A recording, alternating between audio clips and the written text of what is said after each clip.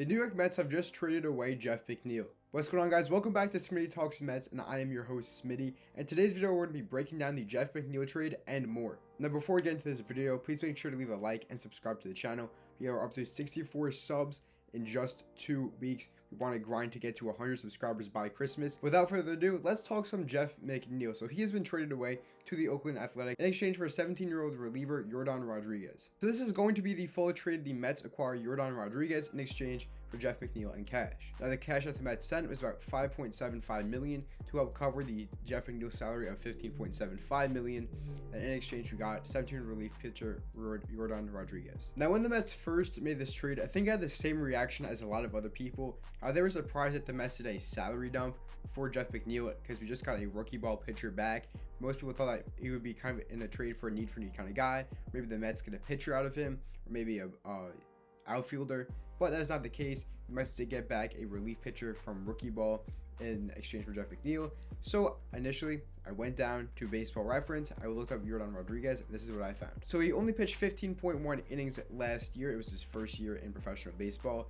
He had 11.7 strikeouts per nine, 4.7 walks per nine, 6.5 hits per nine. Like I said, definitely some very promising numbers for a young pitcher. And so I'll pull up this graphic now, but when you break down this trade, this is nothing more than the Mets just wanting to shed a little bit of salary just to make some further moves down the line. And I think it's important to note that the Mets are not folding this next season. Steve Cohen actually took to Twitter the other day saying how the Mets payroll will not be less than what it was last year. And right now we're about $30 million below that number. So it's clear the Mets will be making a lot of big moves to finish out this offseason. And the fact of the matter is we kind of have to, otherwise we would not be fielding a competitive team in 2026. But now let's take some time to look at the guy who we traded away in Jeff McNeil. Now, he was a Met for 10 years. In 2025, he had a 2.0 B-WAR, 12 home runs, 54 RBIs, 3 stolen bases, but he slashed 243, 335, 411. They 111 OPS plus and 2 outs above average. Now, when we compare this to his career stats, you see that his career slash line is 284, 351, 428. And most notably, his batting average was way below his career average, and what has seemingly been getting worse every single season because of the fact that he's not really a power hitter. Only 12 home runs last year and 80 over the course of his career. Without him having a good, without him hitting for average well, he really does not provide as much value to the Mets as he once did. So I think it was definitely time to move on from him, and I am happy that they did trade him away. Not to mention the little fights that he would get into with Francisco Lindor and some people. I don't know if this is true, for sure, but he was apparently a problem in the clubhouse. So moving away from him, I think, was necessary, especially because his play was not really there anymore. Mets fans, now that we have gone over the Jeff McNeil trade and what we got back, this report just came out. With Jeff McNeil gone, the Mets are believed to be exploring Ketel Marte, or at least discussing him in trade talks. Now, Mets fans, I've got to be honest, if the Mets pull off a trade for Ketel Marte, I will take back everything I have said about David Stearns this offseason. Well, not really, because I have been saying he just needs to make a move, but Ketel Marte would be a huge pickup for the New York Mets. Now, the first question that you consider is, where is he going to play? Because Marcus Semien played the majority, or he's only going to be a second baseman for the New York Mets. He won't really be a DH because that's not where his value is. So Marcus Semien is all but locked into that second base position, which is where Ketel Marte has played, the majority of his defensive innings for over the course of the last 3 seasons. Now, I will add that as recent as 2021, he played a lot of innings in center field.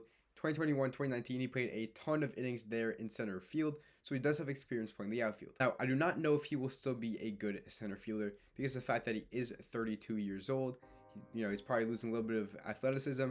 Don't know if he'll be a fit at center field anymore, but because of his familiarity with the outfield, I do wonder if he would be able to move over to maybe left field if he were to be traded to the New York Mets. But let's take a quick look at his 2025 stats. So he had a 4.4 B-WAR, he had 28 home runs, he had 72 RBIs, he had 4 stolen bases, he slashed 283, 376, 517 with a OPS plus of 145, and he had 1 outs above average. So statistically, technically, he is a little bit worse than Jeff McNeil at second base, but he won't be playing there if we do end up trading for him. And over the course of his career, he has accumulated 35.6 B-WAR, 171 home runs, 587 RBIs, 121 OPS plus.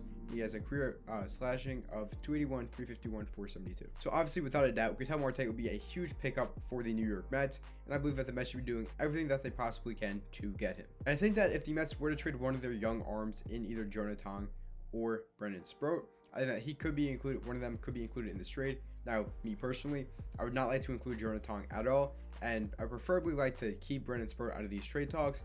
But if the Mets will have to trade away a guy like a Jet Williams or one of those higher tier prospects, I think that you gotta do what you gotta do. However, there have been some trades in recent days where teams are not really giving up the top end of their farm system, so maybe the Mets could do the same if they do end up making a trade for Ketel Marte. Mets fans, so that's going to do it for this video. Please make sure to leave a like and subscribe to the channel so you never miss another Mets update. And let me know what you think in the comment section down below about the Jeff McNeil trade and the potential acquisition of Ketel Marte. But that's going to do it for today's video. I'll see you guys in the next one. Peace.